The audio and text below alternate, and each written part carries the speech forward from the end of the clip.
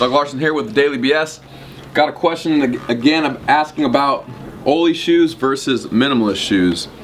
They said that they have ankle mobility issues, so wouldn't the high heel just band-aid the problem rather than correct the problem? And that's totally true. If you have weightlifting shoes on, you're gonna have an elevated heel, which is putting you in this plantar flex position where you're kind of in a position of having a shorter calf, and it's gonna keep you from gaining more ankle mobility and being able to bend that ankle more.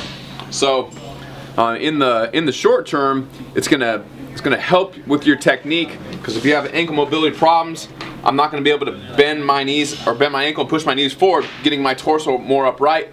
What's gonna happen is I'm either gonna have to push my butt back and bend way further over, which is gonna make it where instead of, in the snatch, instead of being upright and being able to push overhead, now I'm very bent over and I'm pushing almost behind me in this kind of same position here. So that makes it harder on my shoulders because I'm not quite as vertical.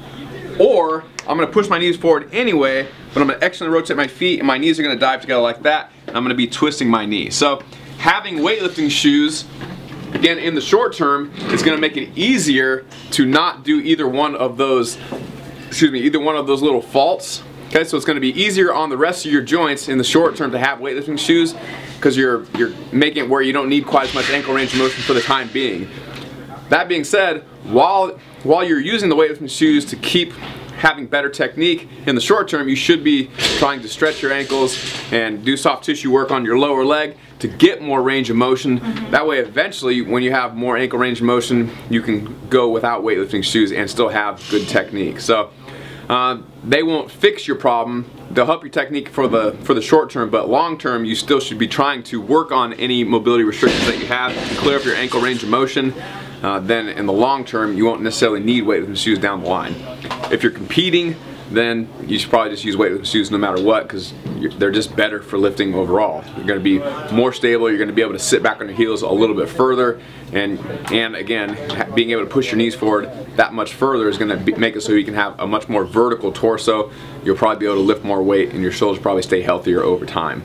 But from a general health, general fitness standpoint, you need to get as much ankle range of motion as you can. You shouldn't be relying on your weightlifting shoes. They should just be a complement, kind of like wearing cleats in a soccer game is a complement. You don't need cleats in a soccer game, but having cleats just makes where you can perform that much better. So weightlifting shoes aren't the best thing in the world, but they can help, especially if you already have ankle range of motion issues. But go stretch your ankles. That's the point of it. Start talking. If you like this video or any of our other videos, make sure to share it on your Facebook wall by clicking share, and then the Facebook icon, and then also like it. Thanks, Shrugged Thugs.